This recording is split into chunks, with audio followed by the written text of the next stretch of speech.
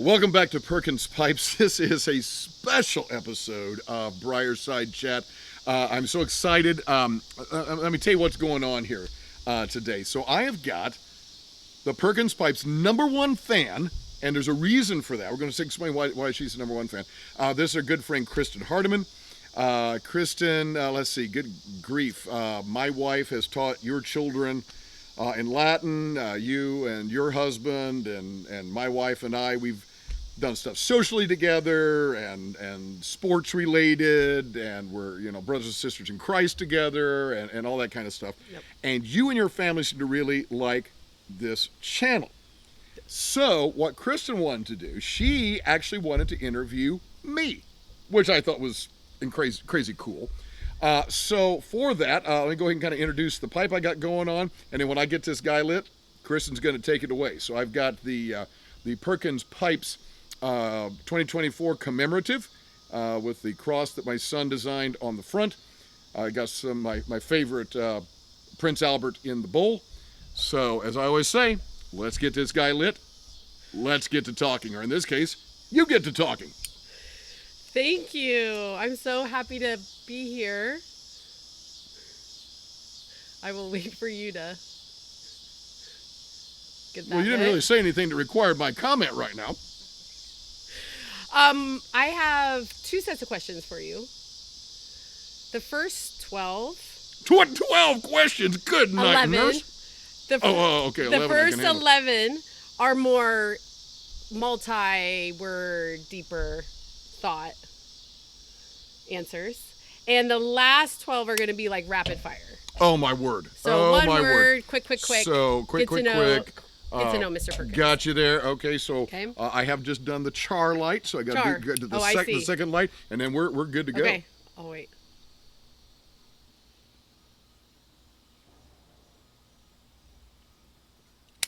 Okay. Shoot. All right, and these are all over the board. I love it. I love all over the No board. importance to one or the other, just all over the board. And you have not seen these questions. I have not seen these questions. So no, they're on your phone. Correct. But I have not seen them. Yes. Okay. All right. Can you describe for us your faith journey? Ooh. Wow. Start big. Nothing like a softball for a first question. Go as far back as you want, or how much you want to share. Well, sure. So in the beginning, God created Adam and Eve, and then they had kids, and they had kids, and they had kids, and then generations later, I was born. So you said to go as far back as I'm following I want. Okay. Yeah. Grew up in a Christian home, southern Indiana, New Albany, right across the river from Louisville, Kentucky. Went to church every Sunday with my parents, that kind of thing. Baptized at that church. Certainly knew Jesus early on, and the faith was important to me. Even in college, one of the first things I did, first weekend of my undergraduate, I went to Indiana University, as you know, and I'll never forget, within the first couple of days, I looked in our freshman materials for a church for that first weekend, because I wanted to be in church that first weekend of freshman year. Then, just continued on there, met my wife Melissa, we were always part of a church and so forth. And then in 2001, I'd gone up to Willow Creek, which was a huge evangelical church, a suburb of Chicago, for a conference, and met a guy there. He was giving a workshop, a guy who would then subsequently become one of my absolute closest friends, a fellow named Mark Middleburg. And Mark has written many books on evangelism and apologetics. That's his area. He equips congregations for really how to share the faith. His most recent book came out a few years ago called Contagious Faith, how to make your faith really contagious so that it just catches and so forth. And he was giving a workshop at this conference. And he was making a comment. He was really talking about his book at the time, which was Becoming a Contagious Christian. And he talked a lot about, what was your life like before Christ? What was your life after Christ? And so in the mid-morning break, I had a little bathroom snack break. I went up to him and I said, that's just kind of not a thing for me. At first, I always felt like I've known Jesus, and certainly the church we were attending at the time that just didn't kind of talk that way. And so I was kind of wanting, really, for the sake of the church we were at the time, I wanted to ask him, so how do I take this material and use it in that context? Well, the Holy Spirit got a hold of me, and I'm talking to this guy that I've never met before. He's just leading this session. And, man, I start tearing up. Mm-hmm. And Mark immediately senses something's going on, mm-hmm. And he says, listen, let's get through the rest of this morning's session here. He says, let's grab lunch together. Mm. Okay, right. So I dash off to the men's room, and it was not the first time that I've heard what was almost an audible voice from Jesus. And there in the men's room, kind of get my eyes together. I really sensed this voice. I'll say sensed this voice rather than heard, and him saying, after you do this at lunch, you will never need to doubt your relationship with me again. Wow. So we go out to Schlotsky's Deli, yeah. And we ran through the drive-thru, sat in the parking lot.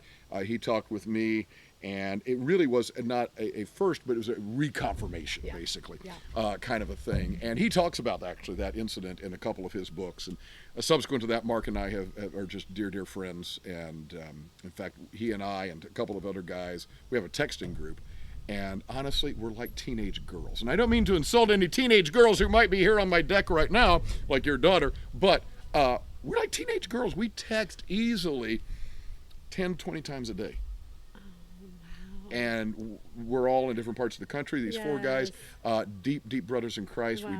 We text jokes, we text music, yes. we text deep things of the faith. Yes. And we've all said it's the best small group we've ever been a part of. So that's my story, and I'm sticking to it. Yes, thank you. For how long I've known you, I have not known that story. Probably would not have heard that story, That's great, thank you.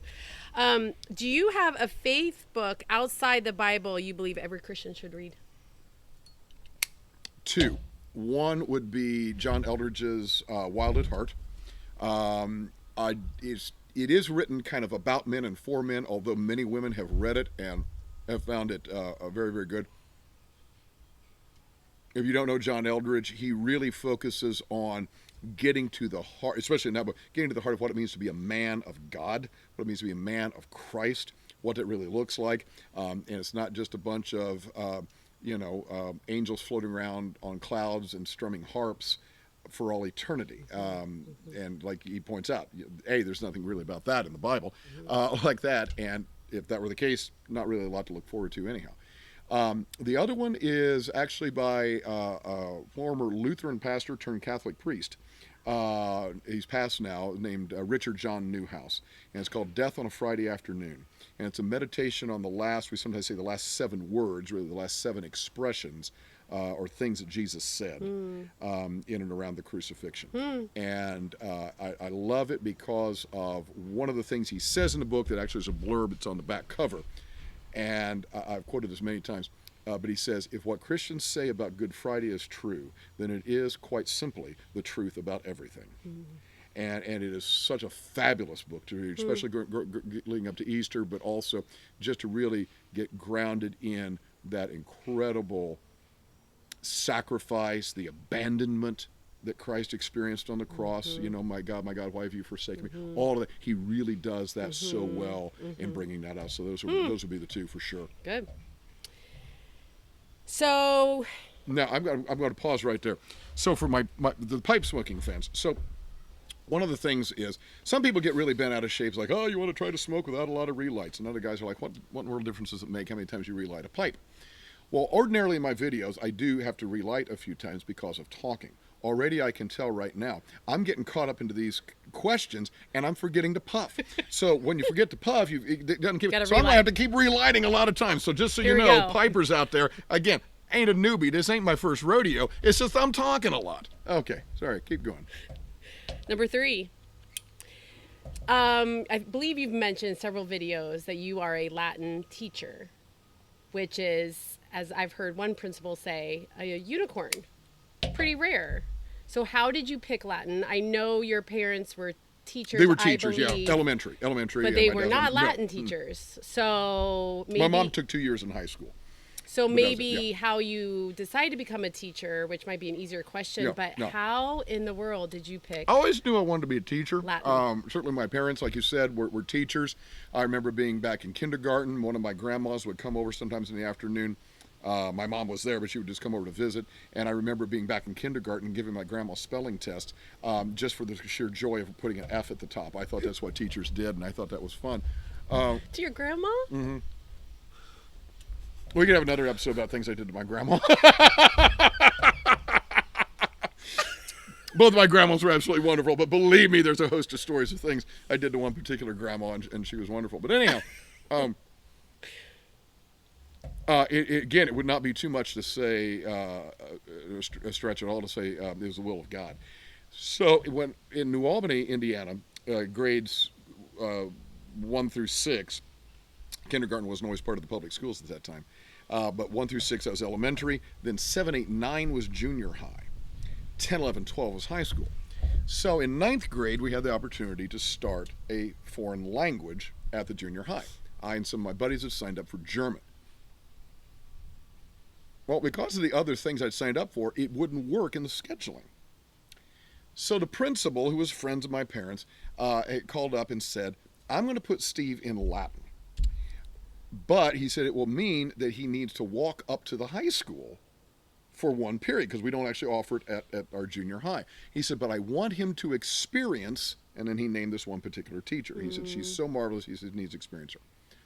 I didn't know Latin from Satin, So, okay, fine. So I and one other fellow, actually 2 other fellows, 3 of us would walk across the football field between junior high and high school, went up to take Latin. Turned out that wasn't the teacher. It was another lady who taught first-year Latin. Okay, fine. I liked it well enough. Next year, I'm a sophomore now in high school, and it is this woman, this legendary woman. She was our area teacher of the year at one time, a woman named Alice Rank, R-A-N-C-K. And I loved her immediately. She was in her 60s at that time, just a powerhouse of a teacher. She had a personality as big as all outdoors, and she was what you would call a force of nature.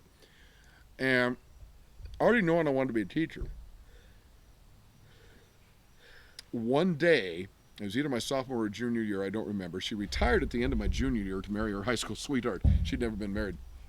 And then I got a new teacher my senior year, and that woman, Marcine Halverson, and I became close friends, and then we crossed the student-teacher border, and she's moved to Illinois now, but we've been colleagues for years and just good friends.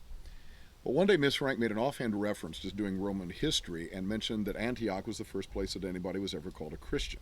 Now, she didn't cite the chapter and verse, it's Acts 11:26, but it was just an ancient little history factoid kind of thing. And this is another time where I heard an almost audible voice. It really was to my left. It was almost as if Jesus was sitting there. And I heard this voice saying, you can teach this subject and be my presence in public schools. That was it, case closed. I knew I wanted then to teach Latin. So went off to Indiana University, majored in Latin. Most of my career has been in public schools, and that's it. That's the story. That's the reason for it. Wow. So does the principal, do any of them know that, like, the randomness of putting you into Latin, and I'm then sure you became not. No. In fact, that principal and assistant principal, I'm pretty sure, have passed now, and I don't think they ever knew. Wow. Honestly, the role that they played in what I think as Christians we would see God's providence. Wow. Yeah. Wow. Okay. I don't know. I haven't. As your number one fan, I've watched a good number of your videos, but I can't say I've watched every single video. So I'm not sure if you've mentioned this before, but I don't know if your viewers know that you were the 2014 Indiana State Teacher of the Year. Oh, cut it out. Which is a pretty big deal. I had no idea you were going to bring that up. Have you mentioned it? I doubt it. Okay. 2014. I didn't know if in your video you could show or connect the video where you found out you were Teacher of the Year, where you're in your classroom. Yeah. Do you know what I'm talking about? Yes, I don't know if that's possible. No, I can do that. It's a very sweet video if you can ever watch it.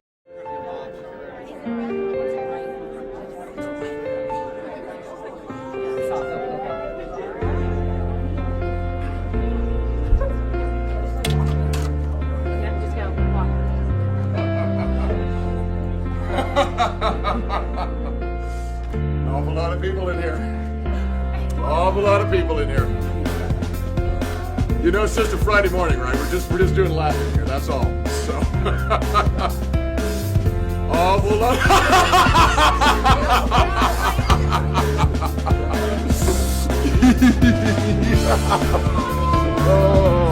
Students, I want to let you know, as Superintendent of Public Instruction, that your teacher has been selected by the Indiana Teacher of the Year Committee to be Indiana's Teacher of the Year.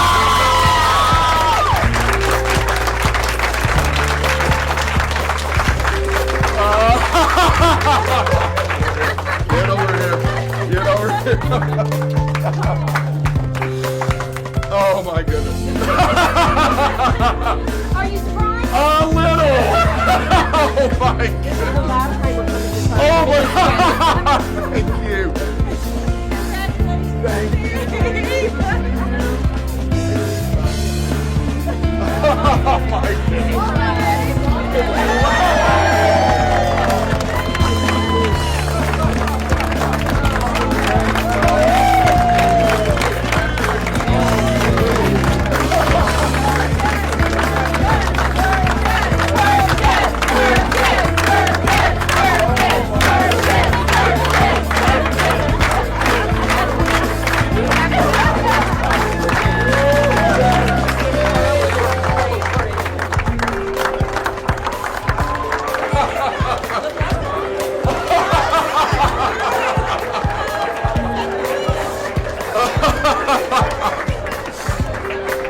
Oh my goodness.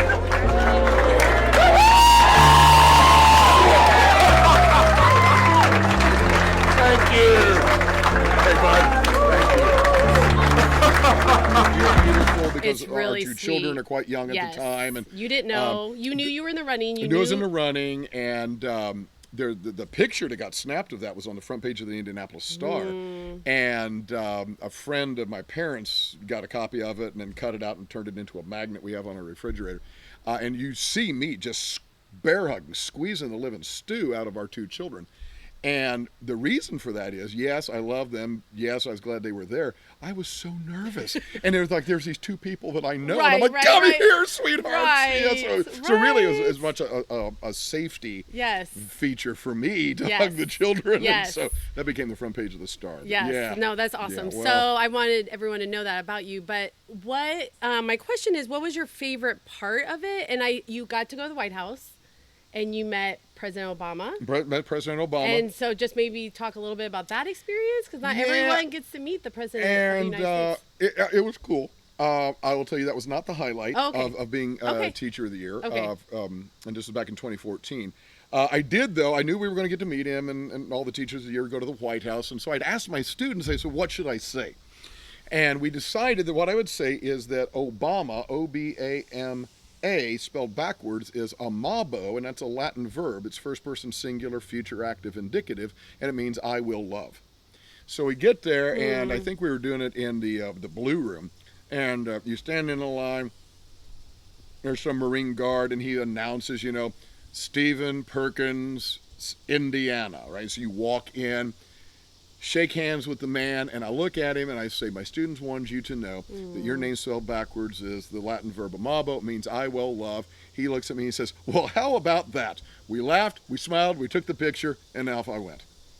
And then we all gathered in the East Room for big photographs and then the announcement of that year's National Teacher of the Year, Wow. a fellow named Sean McComb. So that was wonderful. It was very, very, very cool. No, far and away the best part of being Teacher of the Year was the connections I made with other stellar educators from around not only the United States but also abroad. We had the opportunity to attend International Space Camp. So Space Camp's down in Huntsville, Alabama. And so all the Teachers of the Year had a chance to do that, but it was International Space Camp. So some other teachers from other countries were there. Met a wonderful, wonderful fellow from Belgium, superwoman. Gotta love this. Her name is Hera, as in the Greek goddess. She's from Greece. Absolutely wonderful. But then someone who became a very close friend, an elementary principal, award-winning elementary principal in Canberra, Australia. Delightful woman named Kate Smith. and just those people and other teachers of the year, many of whom I've stayed in contact with. By far, that was the highlight. Getting to connect with those people, and then subsequently to do other projects and things with these people over the years. Wow. Very good. Yeah, that video is really sweet. I probably tear up every time I see it. With your face, your reaction, it's really good. It's really good. Well, it was a surprise, that's for sure. Okay, stepping back a little bit, can you describe your favorite childhood memory? No, just anytime you were in childhood. Can be. Well, good golly, Miss Molly, there's a lot. Well, that's good. What comes to your mind? Okay, I'll go. I already mentioned that I did stuff to my grandma, so I'm going to go back to a grandma story. I'll tell you a grandma story. A good one. Well, depends on how you think about it. Now, Melissa knows the story. My wife, Melissa, knows the story. So, my grandma, my mom's mother, would often make Kraft spaghetti. And Kraft spaghetti came with little packets of Parmesan cheese, which she didn't always use or whatever. So she would put those in a butter cup. So once the butter was gone, she'd rinse that out, have a little plastic cup. She'd pour all the Parmesan cheese in there, right? And sometimes on a Sunday after church, we'd go up to visit my grandma, and my parents would sometimes go out to eat, have a little chance for them, and Grandma and I would have lunch together. So I had a little... How old were you? Oh boy, good question. Probably elementary Okay. to junior high, I suppose. Okay. Had a little rubber mouse, and I knew Grandma really hated mice, just terrified of mice. And so I put the mouse in the Parmesan cheese cup sitting on the table. And I'm going to come unglued laughing just like I did decades ago. This was no end of funny to me. So there's the cup sitting there on the table. We sit down to eat. She gets ready to go sprinkle some stuff. She sees something in there. Smack. She smacks the cup. It goes flying across the kitchen. Parmesan cheese going everywhere. And I am dying laughing. I can't stop. I can't even breathe. I thought it was the funniest thing in the world. And I still do to this day. Now, let me ask you a question. Knowing me as you do, does that honestly surprise you? Does it really surprise you? No. No. Did you get in trouble? No. There's a grandma.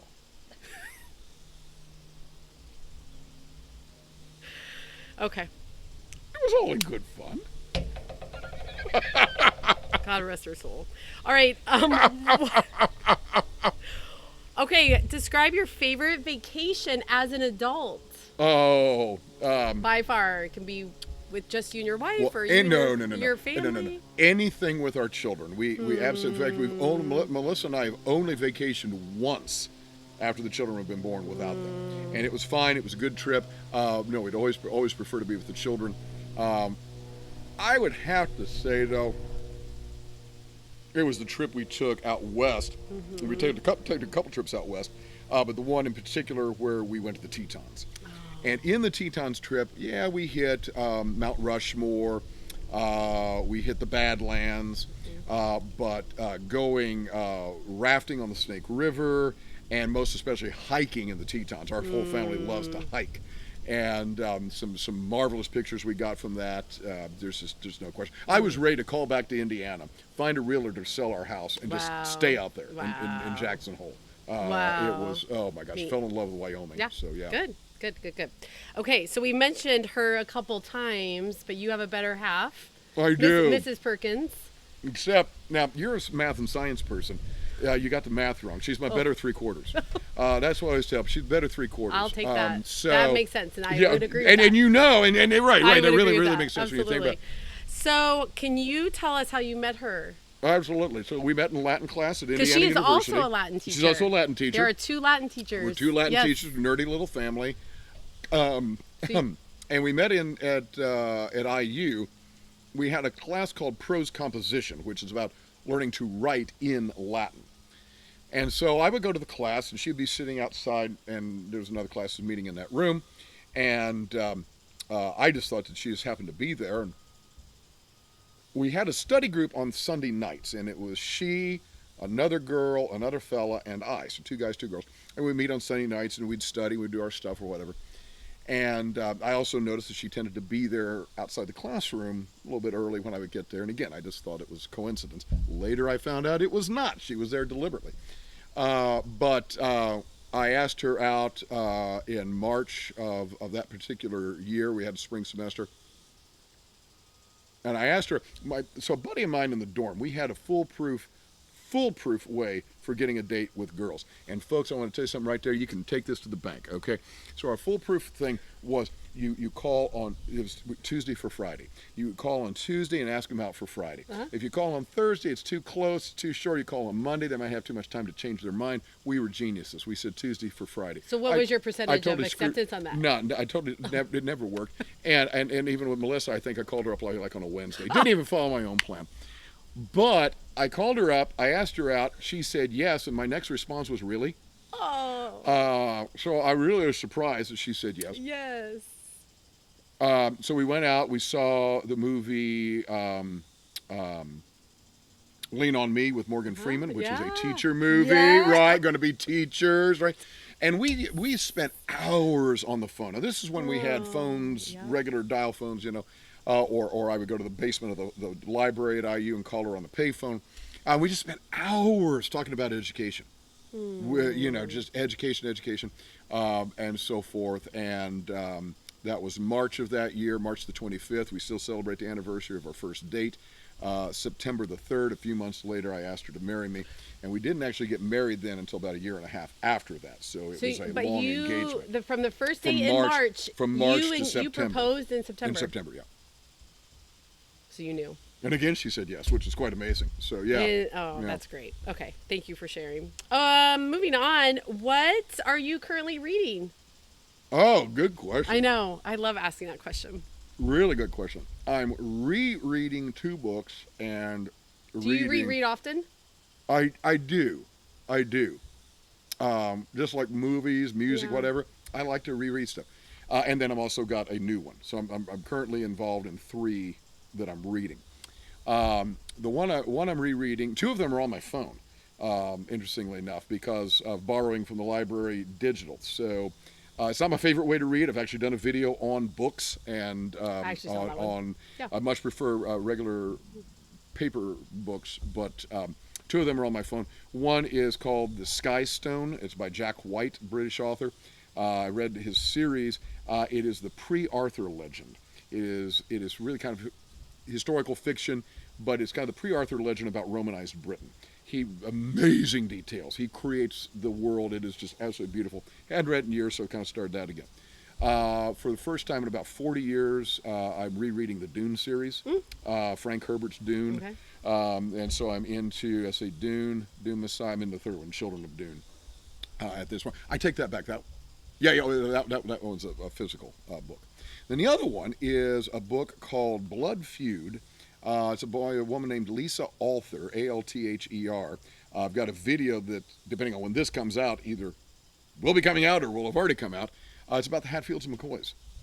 And I'd gotten the bug to re-watch the Kevin Costner miniseries on Hatfields and McCoys. Love it. Love the acting in it. I think it's just really, really good stuff.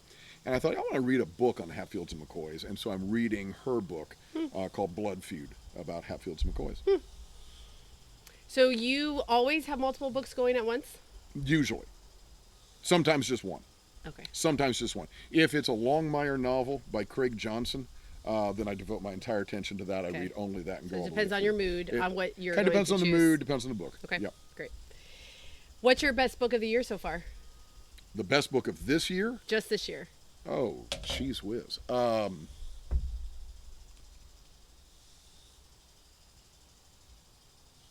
I guess it would be... I read something else. I read a couple things earlier, and I don't remember what I read this year. It might actually be Dune. Might actually be getting back into the rereading. Dune. Yeah. It's just it's amazingly well written, and I really don't want to start an argument either here with you or with people online. I like it better than Lord of the Rings. I'm not the hugest Tolkien fan in the world. I know I should be, because as a Latin teacher, literature enthusiast, Christian, I'm not sure it's a test of fellowship in some churches. You have to know the Lord of the Rings even to go to church or something. But I prefer science fiction to fantasy. Always have. and there's just something, even though there's ridiculous things in Dune, yet somehow it's grounded in a reality, and that's what I like. So I don't really go in for the magic. I don't really go in for the fantasy world. I appreciate it. I acknowledge, and especially with Tolkien, I recognize the incredible world creating that he did. Yeah. Fully respect it. I just enjoyed the Dune series more. Yeah. Okay. So Interesting. Yeah. All right. New topic. We're almost done with these deeper questions. Oh my goodness. Okay. What is one aspect of heaven you are the most excited for? Can't wait to see Jesus play electric guitar. You look at the guy in all the paintings and tell me he does not look like he's somebody from a 70s hard rock band. You just know. You just know. So out of all of heaven for eternity, I'm you are looking to jam with Jesus. So are you just going to listen? No, that's a little bit facetious, but not much. No, I mean, it's like that song. I can only imagine. Will I dance for you, Jesus? Will I be able to speak it all? I can only imagine. And we have no idea what it's going to be like. Right. In fact, I even mentioned that in one of the videos. I feel I've watched this video where you don't actually think about this too much because you don't. I don't. Yes. I don't give it any particular thought. I actually remember that video. Because on the one hand, I'm like, oh yeah, it'd be great to jam with Jesus or talk with Jesus or find out who shot JFK or which really did come first, the chicken or the egg, or help me understand quantum physics, or all those wonderful questions. And you imagine you've got eternity to explore that, and that's great. On the other hand, you read Revelation, and the elders are just 24/7 casting down their golden crowns around the glassy sea, as the hymn puts it, and you're going, it may well be that. And in which case, back to John Eldridge, it's not going to be a bunch of boring strumming a harp on a cloud. But if it is that, it is going to be so fulfilling. Yeah. We use the phrase the beatific vision, which is the root of beatitudes. It's the Latin word beatus, B-E-A-T-U-S, which means blessed. And the beatific vision is when we actually get to see Jesus face to face, right? And so, honestly, is there going to be anything greater than that? I don't know that I'm going to be thinking about quantum physics or Leonard Skinner when I'm seeing Jesus, so don't know. Last deeper question. Okay. If you could have lunch or smoke a pipe with anyone in history, who would you choose? And let's say with the exception of Jesus. With the exception of Jesus, anybody in history. Now I'm going to ask, are we limiting this to dead people? Or living people and dead people? How do you want to go at this? Or is that two separate answers? I think two separate answers. Dead people would probably be, although I don't know that he ever smoked a pipe or anything, would definitely be Alexander Pope. The hunchback Catholic poet, lived 1688 to 1744. British poet, fabulous poet, wrote in rhyming couplets. Everything rhymed, A, B, B, C, C, rhyme scheme. His translation of the Iliad is often been called one of the finest acts of translation of all time. His translation of the Iliad is my all-time favorite book. I actually held a first edition once. It's in multiple volumes, and if I'd had an extra $6,000 in my pocket, I would have walked out of the bookstore with it.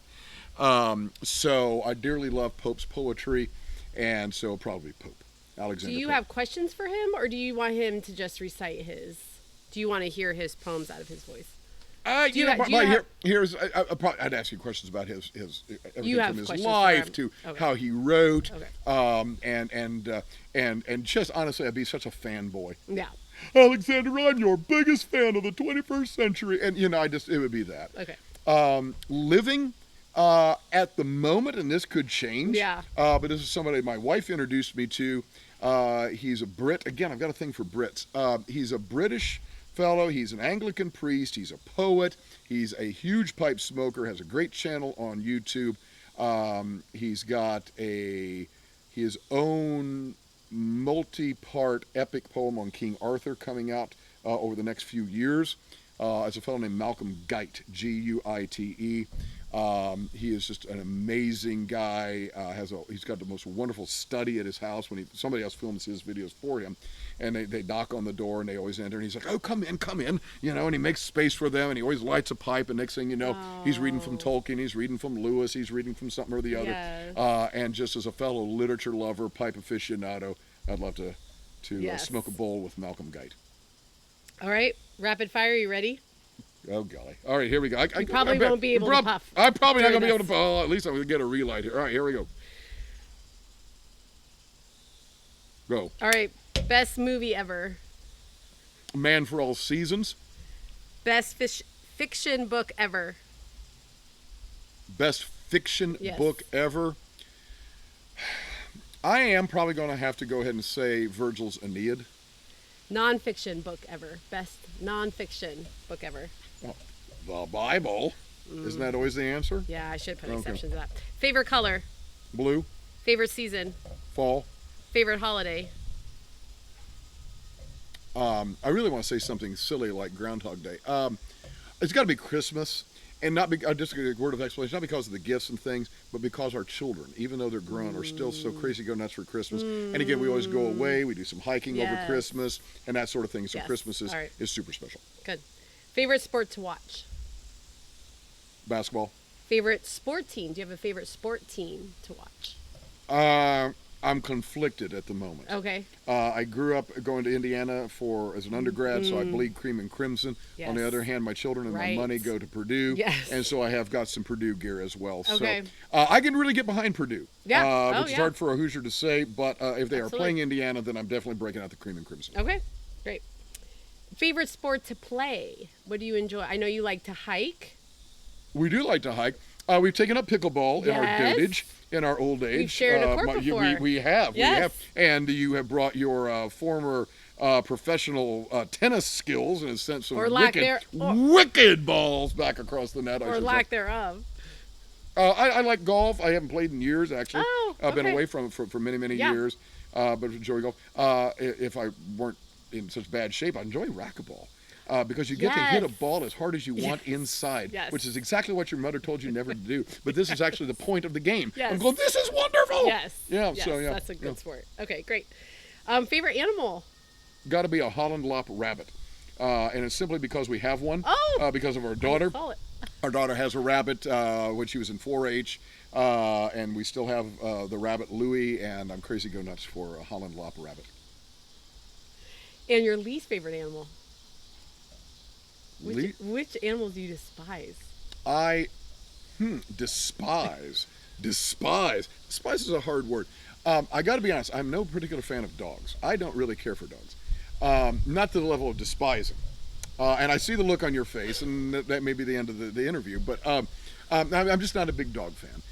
But no, in terms of really, Like any dog? Big dog, little dog? I probably prefer bigger. I'm not a big fan of small yippy dogs. I'm not a Interesting. big fan of that. Interesting. But the only animals that I have dispatched to their maker Mm-hmm. have been snakes. I've killed more than one snake in this yard with an axe. Okay. What decade of your life has been your favorite? The one I'm in now. Do you think you would answer that like that in every decade? I do. Now, obviously, I look back and, Yes. high school was wonderful, Yes. college was wonderful, Yes. and all those kinds of things. But I thoroughly enjoy being a middle-aged, moving slightly past middle-age, Yes. husband, father. What's my to gosh. come? Oh Yeah. my gosh, Great. I'm richer than Elon Musk. Wow. Last, ready? Okay. Do you think Judas is in heaven? And that brings us to the end of our episode. Do I think Judas? That's your last rapid fire question? Is a theological heavy hitter like that? Do I think Judas is in heaven? I'll say this: if he is, it is because of Jesus Christ. One of the great things, and I mention this with students and young people a lot, I have no idea who's going to heaven or hell. I don't know about you. Only God knows. And I think that's wonderful. Yeah. I don't have to make the decision. Right. I don't get to judge. That's wonderful. Yeah. Adolf Hitler Yeah. can be in heaven. The one thing I do know is that if Judas or Hitler or Osama bin Laden or a drug dealer or heinous murderer, if any of those people are in heaven, it is because of the grace of Jesus Christ. And how that would work, I don't know. I don't know all the fundamental workings of God's grace. Because let's be honest, the thief on the cross, he was never baptized. He never prayed any kind of sinner's prayer. None of that. And Jesus says, you'll be with me this day in paradise. Yep. So Christ can do whatever he wants. And so it is possible. It's possible. That's all I got. Wow. Kristin, thank you. Thank you so much for this. I mean, this was crazy fun. Hopefully everybody else has really enjoyed this. So Kristin, hey, sometime we'll have you back and maybe I'll interview you. As you know, I like to end these with that quote from Malcolm Guite that I mentioned. As Malcolm Guite likes to say, I do these little things in order at last to do nothing. Or as I like to say in Latin, parva ago ut tandem nihil agam. Folks, have a wonderful day.